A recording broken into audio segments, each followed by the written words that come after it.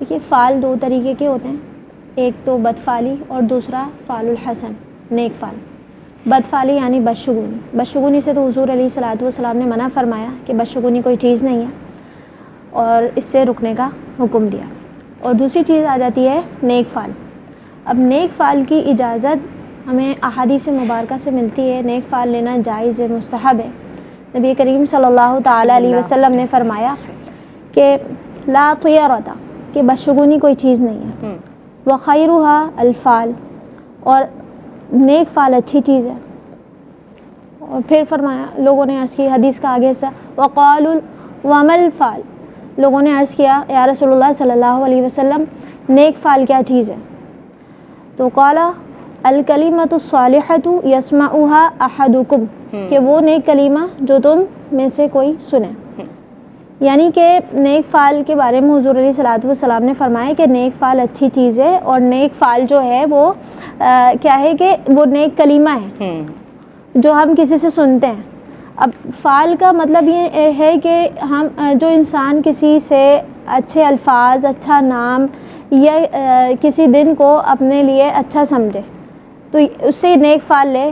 مثال کے طور پہ اگر کوئی شخص کسی کام سے جا رہا ہے باہر اور پھر کسی شخص نے اس سے پکار کے کہا یا رشید، اس کا مطلب ہوتا ہے ہدایت یافتہ، یا کہا کہ یا سعید، اے سعادت مند، تو یہ نام سن کے اس نے گمان کیا کہ اچھا نام سنا ہے، اب جس کام کے لیے جا رہا ہوں انشاءاللہ اس میں کامیابی نصیب ہوگی، اللہ تعالیٰ کامیاب فرمائے گا۔ اسی طرح ہم جو ہے کسی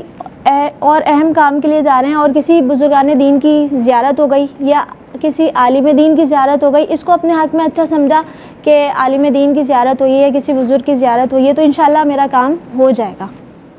تو یہ بھی نیک فعل ہے۔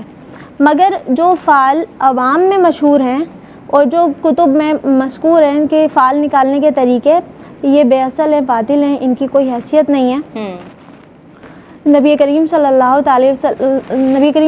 علیہ وسلم نے اس قسم کے فعل سے منع فرمایا، یعنی بدفعلی سے منع فرمایا۔ بدفعلی کے نقصانات یہ ہوتے ہیں کہ بندہ جو ہے وہ فعل ناموں پہ یقین رکھ کے اس سے جو جواب حاصل ہوتا ہے اس پہ یقین کر کے یہ سمجھ لیتا ہے کہ اب میرے ساتھ جو اچھا یا برا ہوگا، اب وہ اس کے جواب کی وجہ سے وہ یہ سمجھ لیتا ہے کہ میرے ساتھ یا اچھا یا برا ہوگا،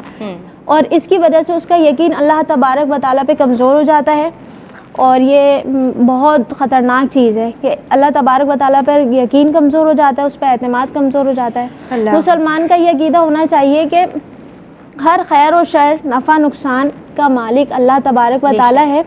کسی چیز کو منحوس خیال کرتے ہوئے اس سے رک جانا، یہ شریعت اسی تعلیم نہیں دیتی، بلکہ نیک جو چیزیں ہیں، نیک فعل جس کا احادیث مبارکہ میں ذکر کیا گیا ہے، اس پہ اگر عمل کیا جائے تو اس کا فائدہ یہ ہوتا ہے کہ اللہ تبارک و تعالیٰ کی رحمت سے امید بڑھتی ہے، اللہ تبارک و تعالیٰ پر توکل ہوتا ہے، اور اللہ تبارک و تعالیٰ پر بندے کا یقین مضبوط ہو جاتا ہے۔ ٹھیک ہے،